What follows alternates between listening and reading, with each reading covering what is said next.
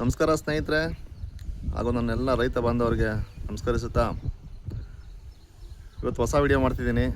ಏನಪ್ಪ ವಿಷಯ ಅಂದರೆ, ಏನು ಮಳೆಗಾಲ ಪ್ರಾರಂಭ ಆಯಿತು. 1.5 ತಿಂಗಳಿಂದ ಮಳೆ ಇರಲಿಲ್ಲ. ಜನ ತುಂಬ ಕಷ್ಟ ಬೀಳ್ತಿದ್ರು. ಏನು ಮಳೆ ಬರ್ತದೋ ಇಲ್ವೋ ಈ ಸರಿ, ದನ ಕರು ಸಾಕೋದು ಹೆಂಗೆ, ನಾವು ಊಟ ಮಾಡೋದು ಹೆಂಗೆ ಅಂತ ರೈತರು ತುಂಬ ಆತಂಕಕ್ಕೊಳಪಟ್ಟಿದ್ರು.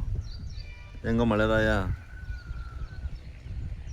ನಮ್ಮೆಲ್ಲ ರೈತರ ಕಷ್ಟ ನೋಡೋಕ್ಕಾಗ್ದಿರ, ಜೊತೆಗೆ ಮೂಕ ಪ್ರಾಣಿಗಳು ದನ ಕರುಗಳು ಕಟ್ಕೊಂಡಿರ್ತಾರೆ ರೈತರು, ಅವ್ರನ್ನ ನಾವೆಲ್ಲ ಉಳಿಸ್ಲೇಬೇಕು ಅಂತೇಳಿ ಮಳೆ ಉಳಿಸಿದ್ದಾನೆ. ಎಲ್ಲ ರೈತರಿಗೂ ಸಂತೋಷವಾದ ವಿಚಾರ ಇದು. ನೋಡಿ, ಎಲ್ಲ ರಾಗಿ ಬಿತ್ತನೆ ಮಾಡಿ ಕಂಪ್ಲೀಟ್ ಮಾಡಿದ್ದಾರೆ. ಕೆಲವರೆಲ್ಲ ಬಿತ್ತನೆ ಮಾಡ್ತಾವ್ರೆ. ನಮ್ಮ ಬೆಂಗಳೂರು ಗ್ರಾಮಾಂತರ ಸುತ್ತಮುತ್ತೆಲ್ಲ ಒಳ್ಳೆ ಮಳೆ ಆಗಿದೆ. ನಿಮ್ಮ ಕಡೆ ಎಲ್ಲೆಲ್ಲಿ ಮಳೆ ಆಗಿದೆ ದಯವಿಟ್ಟು ಕಮೆಂಟ್ ಮಾಡಿ. ನಾವು ಪಕ್ಕ ರೈತರೆ, ನಮ್ಮ ಮಧ್ಯ ಆಫೀಸಲ್ಲಿ ಜೋಳ ಹಾಕಿದ್ದೀವಿ.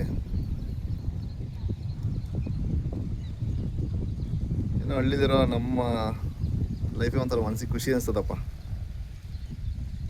ಈ ಮುಂಗಾರು ಟೈಮ್ ಬಂದ್ಬಿಟ್ರೆ ಜಂಗಳ ಓಡಾಟ, ಇಲ್ದೆಲ್ಲೋ ಕೆಲಸ ಮಾಡ್ಕೊಂಡು ಬಂದು ಊರಲ್ಲಿ ಹೊಲ ಬಿತ್ತೋದು, ಆಸೆ ಹೊಡೆಯೋದು,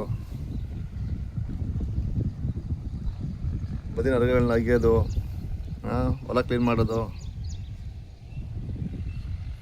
ಇಂಥ ಕೆಲಸದಲ್ಲೆಲ್ಲ ಭಾಗಿಯಾಗ್ತಾರೆ. ಅದೊಂಥರ ರೈತರಿಗೆ ಹೆಮ್ಮೆಯ ವಿಷಯ. ಆಯಿತು ಸರ್, ನಾವು ಹೊಲ ಬಿತ್ತಿದ್ದೀವಿ ಅನ್ನೋ ಒಂದು ಹೆಮ್ಮೆ. ಇತ್ತೀಚೆಗೆ ಯಾರೂ ಸಹ ಜಮೀನನ್ನ ಏನು ಖಾಲಿ ಬಿಡ್ತಾ ಇಲ್ಲ. ಎಲ್ಲರೂ ವ್ಯವಸಾಯನ ಮಾಡೋಕ್ಕೆ ತುಂಬ ಆಸೆ ಪಡ್ತಾರೆ. ಇವತ್ತಿನ ಯಂಗ್ಸ್ಟರ್ಸು ಅಷ್ಟೇ ವ್ಯವಸಾಯ ಮಾಡಲಿಕ್ಕೆ ತುಂಬ ಮುಂದಾಗಿರ್ತಾರೆ. ವ್ಯವಸಾಯ ಒಂದು ಟ್ರೆಂಡ್ ಆಗಿದೆ. ಅದು ಲಾಸ್ ಆಗಲಿ ಲಾಭನ ಬರಲಿ, ಟ್ರೆಂಡ್ ಕ್ರಿಯೇಟ್ ಆಗಿಬಿಟ್ಟಿದೆ. ಎಲ್ಲರೂ ವ್ಯವಸಾಯ ಮಾಡೇ ಮಾಡ್ತಾರೆ, ಮನೆಯಲ್ಲಿರೋ ಮಕ್ಕಳು. ಜೊತೆಗೆ ಮುಂಗಾರು ಮಳೆ ಏನು ನಮಗೆಲ್ಲ ಬದುಕಿನ ಆಧಾರ. ಇವೆಲ್ಲ ಚೆನ್ನಾಗಿ ಮಳೆ ಒಯ್ದು ಬಿತ್ತನೆ ಮಾಡಿದೆಲ್ಲ ಉಟ್ವಳಿಯಾಗಿ ನೆಕ್ಸ್ಟ್ ಕಟಾವ್ವರೆಗೂ ಬಂದು ರಾಗಿ ಚೆನ್ನಾಗಿ ಬಂದರೆ ರೈತರ ಮನಸ್ಸಿಗೆ ಮುಖದಲ್ಲಿ ಮಂದಹಾಸ, ಏನೋ ಒಂದು ನೆಮ್ಮದಿ. ನಾವು ಈ ಸರಿ ಒಂದಷ್ಟು ರಾಗಿ ಬೆಳೆದಿದ್ದೀವಿ. ಈ ವರ್ಷಕ್ಕಾಗೋಷ್ಟು ರಾಗಿ ಬೆಳ್ಕೊಂಡಿದ್ದೀವಿ. ಈ ವರ್ಷಕ್ಕಾಗೋಷ್ಟು ನನಗೆ ಹುಲ್ಲು ಕಾಳು ಕಡ್ಡಿ ಬೆಳ್ಕೊಂಡಿದ್ದೀವಿ ಅನ್ನೋ ಒಂದು ಆತ್ಮತೃಪ್ತಿ.